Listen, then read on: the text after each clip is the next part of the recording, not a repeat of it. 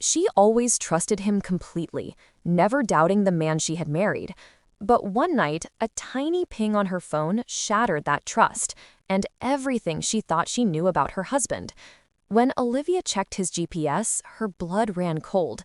He wasn't where he said he was. He was at the house of her best friend, and the call she made next would change her life forever. Hello, my friends. I am Olivia, and this is Olivia's Love Stories. I hope you enjoy this story. I had always believed in the little comforts of life. Quiet mornings with coffee in the sunlit kitchen, the soft hum of our old refrigerator, the smell of freshly baked bread wafting through the apartment. My husband, Ethan, was a calm, reliable presence, the kind of man who made the world feel safe, even when it wasn't. And yet, lately, I had felt a strange emptiness, an unnameable tension lingering just under the surface of our perfect life. For months, I had tried to ignore it.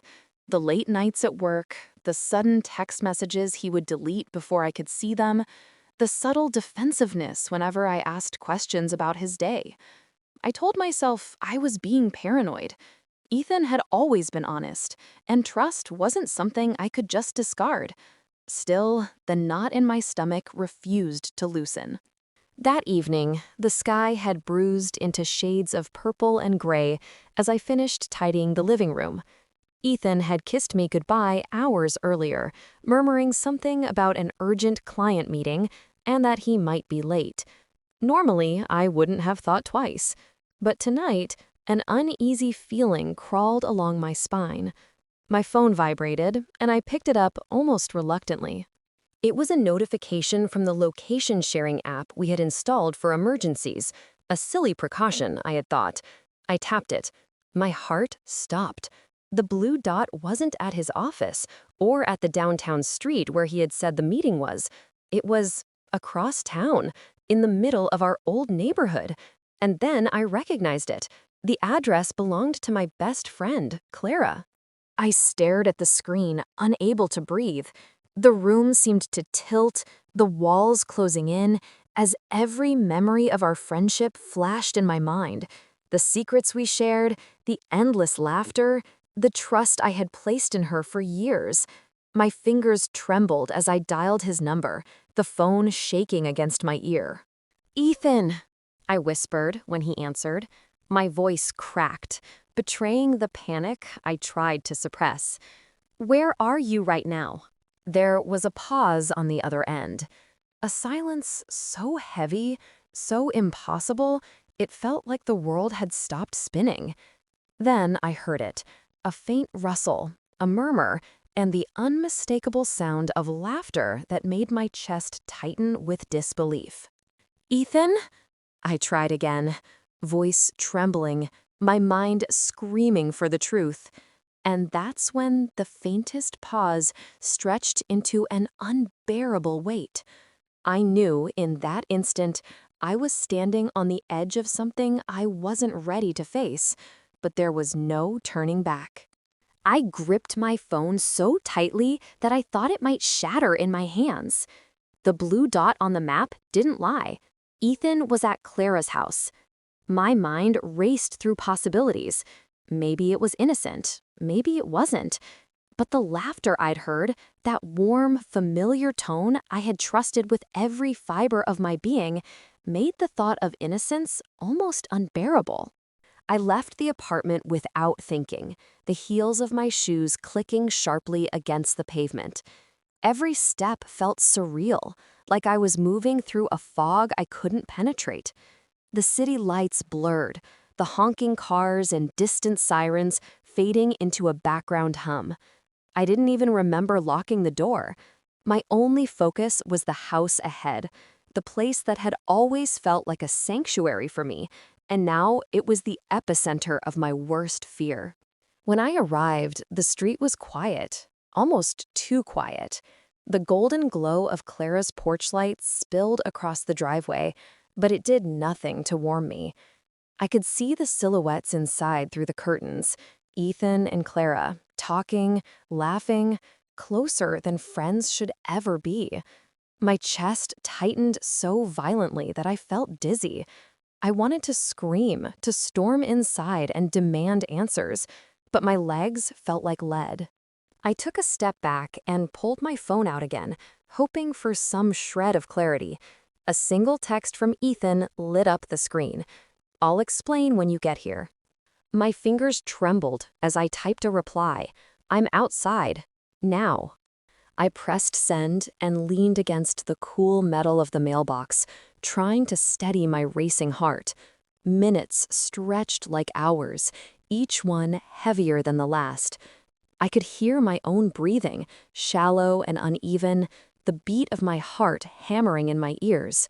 What had I done to deserve this? What secret had been kept from me for so long?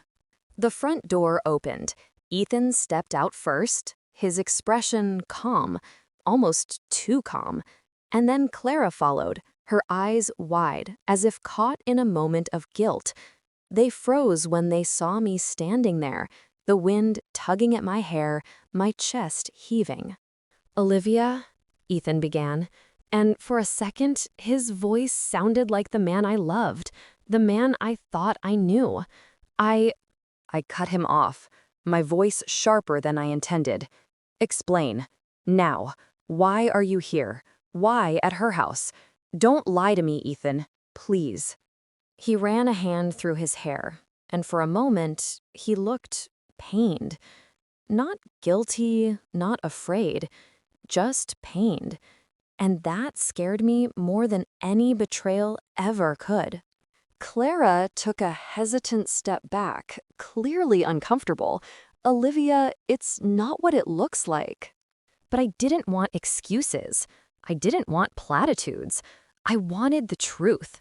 The raw, unvarnished truth that would either shatter me completely or, somehow, bring me the answers I needed. Ethan sighed, closing his eyes for a fraction of a second, and then, with a voice that trembled despite his attempt at control, he said, "I didn't want you to find out this way." And in that moment, I realized I had crossed a line into a reality I wasn't prepared for.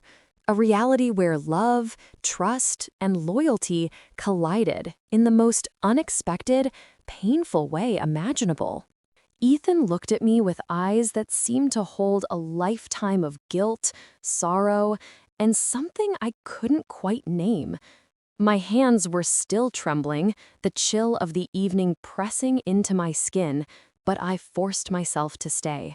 I needed the truth, no matter how devastating it might be. "Olivia," he began, his voice low, almost breaking. "I wanted to tell you, I really did, but I couldn't, not yet." I swallowed hard, my throat tight. "Not yet? Ethan, I trusted you. My voice faltered as the weight of the situation hit me. "I need to know the truth. Now." He took a deep breath, and I could see the tension in his shoulders, the way he was trying to steady himself. "Clara isn't. Not in the way you think." He gestured toward her, and I noticed how she avoided my gaze, her fingers nervously twisting. "She's sick, really sick. Her family isn't here, and she needed someone to check on her tonight. I couldn't leave her alone." For a moment, disbelief washed over me like a wave. My mind raced, struggling to reconcile the scene I had imagined with the words he was saying. "So, you lied to me? You told me you were at work late while you were here? Ethan, you could have just called me." "I know," he whispered, his eyes locking onto mine. "I didn't want to worry you. I didn't want you to think that something bad had happened. I wanted to take care of it myself. I wanted to protect both of you." I felt a mix of relief and fury swirled inside me, and my chest tightened. Relief that this wasn't the betrayal I had imagined, but anger at being left out, at being kept in the dark. "Ethan, I could have helped. I would have helped."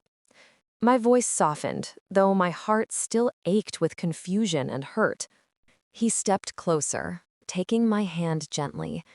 I know, and I'm sorry. I thought I was doing the right thing. I didn't want to put you in the middle of something I wasn't sure how to explain. I wanted to shield you, even if it meant lying. The tension in the air began to ease slightly, replaced by a fragile understanding. But I could still feel the jagged edges of doubt cutting through my chest. Trust, once cracked, doesn't easily mend. And though Ethan's explanation made sense, part of me still wanted to lash out, to demand more honesty, more transparency, more proof that this wasn't another lie. Clara finally spoke, her voice trembling. "Olivia, I didn't mean for it to look like this. He was just helping me, I promise." I looked from her to Ethan, searching for something solid in the storm of emotions raging inside me. And then I noticed the small, trembling envelope in Ethan's hand. He held it out to me with a quiet reverence, as if it contained something sacred, something that could either heal or destroy everything I thought I knew. My hands shook as I reached for it.